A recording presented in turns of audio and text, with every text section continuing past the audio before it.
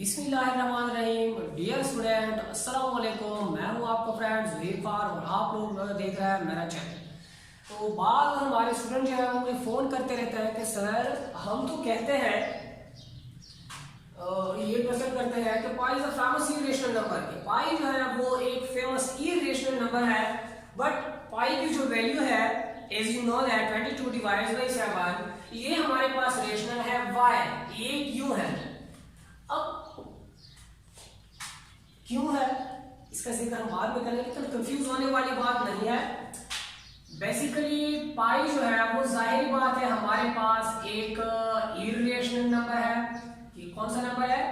Irrational number है, और इसकी जो वैल्यू है 22 डिवाइड बाई 7, ये क्या है? रेशनल नंबर है। तो बच्चे इसमें कंफ्यूज होते हैं अक्सर। कंफ्यूज होने की कोई जरूरत नहीं है, इंतहाई सिंपल है। इंशाल्लाह इस लेक्चर के बाद आप फर्क कर पाएंगे कि पाई, कोई अगर आपसे पूछे कि पाई रेशनल क्यों है, इसका जवाब भी आप दे सकते हैं। कोई अगर आपसे ये पूछे कि पाई की जो वैल्यू है 22 डिवाइडेड बाई 7 वो रेशनल क्यों है, इसका भी आपको जवाब मिलेगा।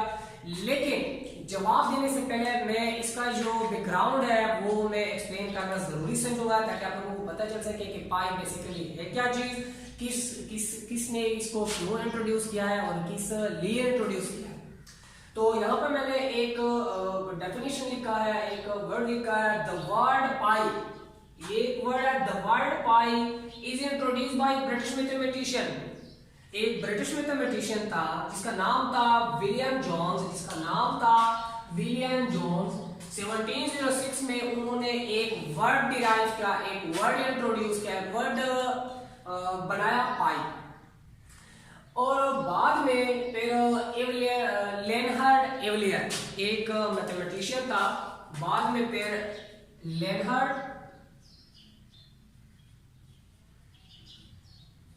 एवलियर ये एक मैथमेटिशियन था, उन्होंने पाई वर्ड की बजाय एक सिंबल इंट्रोड्यूस किया, जिस तरह कि यहाँ पे आपके सामने लिखा है पाई।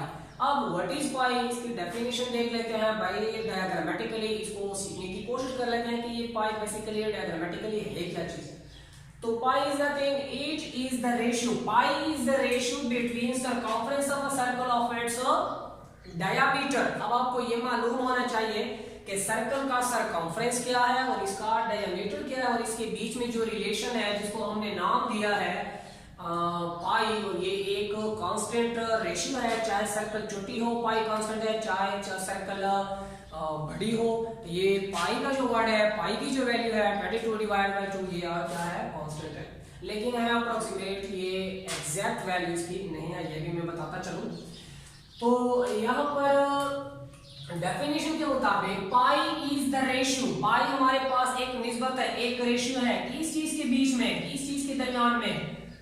Circumference of a circle. अब सर्कल की ये जो बाउंड्री दी गई है, जिस तरह कि मैंने यहाँ पर ये लाइन जो है, बाउंड्री जो है, ये इसका क्या है? ये इसका सर्कमफ्रेंस है। ये इस सर्कल का क्या है? सर्कमफ्रेंस। ये इसका सर्कमफ्रेंस है। और डायमीटर इसका, लेट्स सपोज दैट इस सर्कल का बिलफर्ज, ये हमारे पास इस सर्कल का सेंटर का सेंटर है, जिसको हमने उसे रिप्रेजेंट किया है। अब इस सर्कल से इस तरह एक कॉर्ड ड्रा कर लो, या the largest chord is called diameter. तो ये एक कॉर्ड है जो कि सेंटर से पास होती है, इसको बेसिकली हम क्या कहते हैं? डायमीटर। इसको हम कहते हैं डायमीटर। तो बेसिकली पाई है क्या चीज? यहाँ पे बाय डेफिनेशन आप देख सकते हो, पाई हमारे पास रेशियो है इस सर्कल के सर्कमफ्रेंस और इसका जो डायमीटर है इसके बीच में। अब कैसे हमें पता चलेगा कि यार रेशियो क्या होती है? भाई ये अगर सर्कल छोटी है, अगर सर्कल का सर्कमफ्रेंस छोटा है, तो इसका जो डायमीटर है वो भी छोटा होगा। कैसे बताता हूं। लेट्स सपोज दैट सर्कल अगर स्मॉल है, अगर सर्कल स्मॉल है तो लाजमी बात है इसका डायमीटर भी छोटा होगा, ये तो ऑब्वियस की बात है। लेट्स सपोज दैट अगर सर्कल थोड़ी बड़ी है, तो इसका ये मतलब है कि इसका जो सर्कमफ्रेंस है, ये वाला पोर्शन जो है, बाउंड्री जो है, जाहिर बात है इसके लेंथ भी बड़ा है। तो इसके साथ साथ लेट्स सपोज दैट ये इसका सेंटर है तो इसका डायमीटर जो है वो भी इससे बड़ा होगा। क्यों? क्योंकि सर्कल का सरकमफ्रेंस बड़ा है तो जाहिर बात है डायमीटर तो बड़ा होगा ही। लेट्स सपोज दैट अगर हम इसे भी एक बड़ी सर्कल बना लें, बिल्कुल ये हमारे पास एक सर्कल है जिसका सेंटर O है। अब इसका जितना भी ये सरकमफ्रेंस बढ़ता जाएगा, हम बढ़ाते जाएंगे,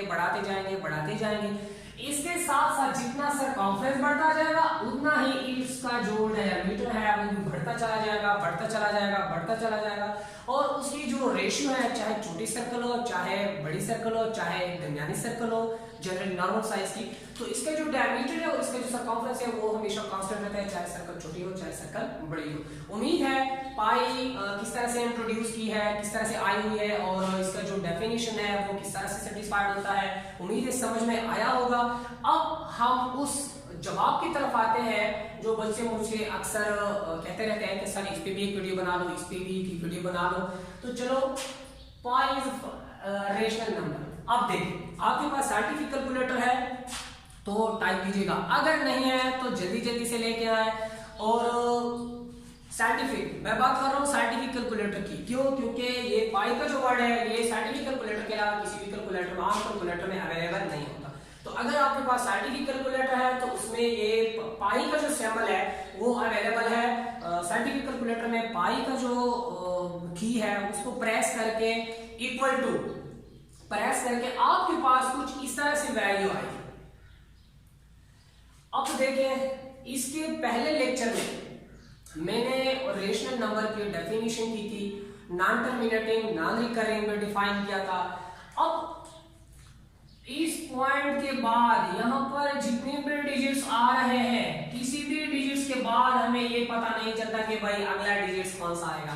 लेट्स सपोज इट, यहाँ पे मैं चलो एक्सप्लेन कर देता हूँ।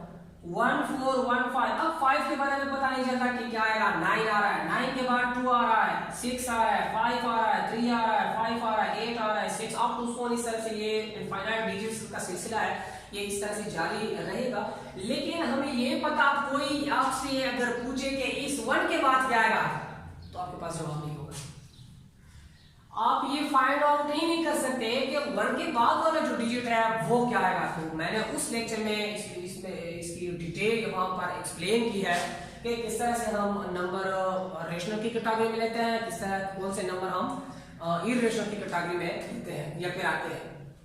तो जब भी आपको ये पता ना चले कि इस डिजिट के बाद नेक्स्ट डिजिट कौन सा आएगा, उस डिजिट के बाद नेक्स्ट डिजिट कौन सा आएगा, तो ये हमारे पास तमाम नंबर ऐसे हमारे पास आते हैं इरेशनल नंबर। अब आते हैं 22 डिवाइडेड बाय 7। तो 22 डिवाइडेड बाय 7 जो है 3.142857, इसके बाद 142857114। आप लोगों को इसमें कुछ स्पेसिफिक रिपीटेशन नजर आ रही है, रिकरिंग डेसिमल या रिपीटिंग डेसिमल कुछ नजर आ रहा है, जरा भी चेक करें। मैं तो फिर वैसे ही बताऊंगा, आप लोग दिमाग लड़ाए यहाँ पे कुछ हो सकता है कि नहीं। अबे हो सकता है, क्या हो सकता है? 3.142857 ये मैंने आपने आप से नहीं लिखी है भाई, आपके पास साइंटिफिक कैलकुलेटर अवेलेबल है, आप पाई की वैल्यू भी फाइंड आउट कर सकते हो। उसके बाद उसको लिख लो, चाहे जितने भी डिजिट्स हैं, 50 डिजिट है, 60 डिजिट आ रहा है, 100 डिजिट आ रहा है, जितने भी डिजिट्स आ रहा है उसको लिख लो एक पेज के ऊपर। फिर 22/7 भी कर लो, उसको भी लिख लो। अगर आपको ये नजर आ रहा है तो ठीक है, नहीं तो ठीक तो वैसे भी है, लेकिन अपने लिए इसको कर ले। 3.142857 आ रहा है। अब अगेन 142857, फिर अगेन 142857, फिर अगेन 142857, फिर अगेन 142857, 142857, 142857।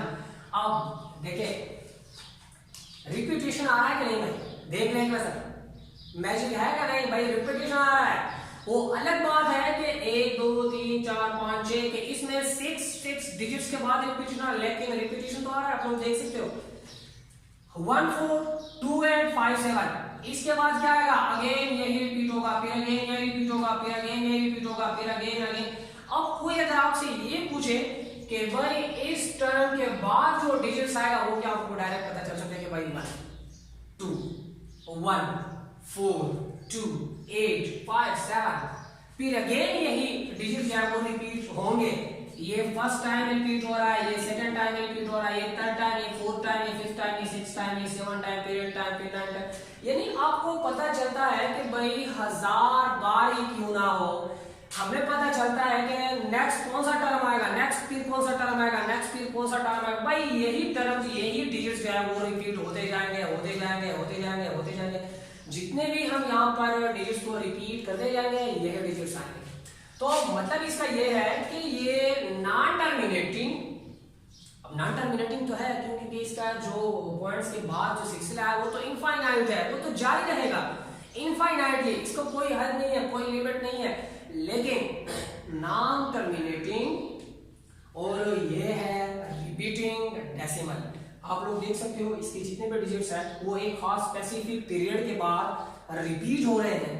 तो ऐसे तमाम नंबर्स किसकी कैटेगरी में आते हैं भाई, रेशनल नंबर। क्यों की कैटेगरी में आते हैं, सॉरी क्यों डैश नहीं, क्यों रेशनल की कैटेगरी में आते हैं। तो इस तरह से आपको पता चला।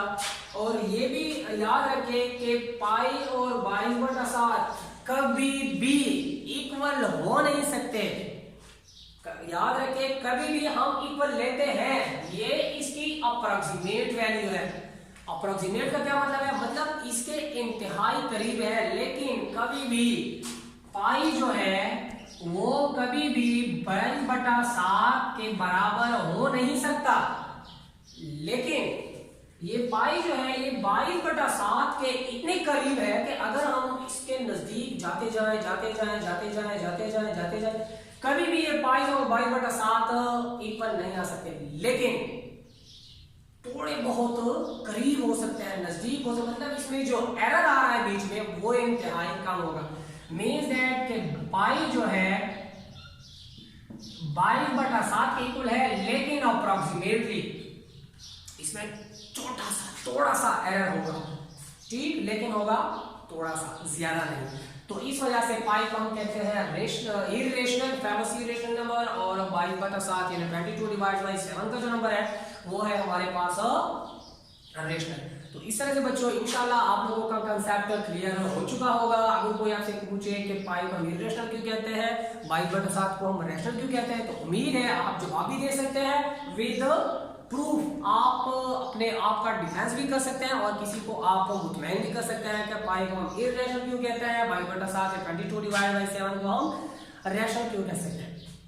तो उम्मीद है वीडियो अच्छी लगी होगी। अगर अच्छी लगी है तो अगर आप हमारे YouTube व्यूवर हैं तो मेरे चैनल को लाइक भी कीजिएगा, साथ साथ सब्सक्राइब भी कीजिएगा। अगर आप लोग मेरे फेसबुक पेज व्यूवर हैं तो आप लोग मेरी वीडियो को लाइक भी कीजिएगा और साथ साथ अपने फ्रेंड्स, अपने दोस्तों, अपने रिलेटिव से शेयर भी कीजिएगा ताकि किसी को फायदा पहुंच सके। इसके साथ साथ इंशाल्लाह नेक्स्ट लेक्चर में फिर हाजिर होंगे। नेक्स्ट लेक्चर तक हमें इजाजत दीजिएगा। आपका भाई, आपका दोस्त ज़ुहैब खान आपसे इजाजत चाह रहा है। अल्लाह हाफिज।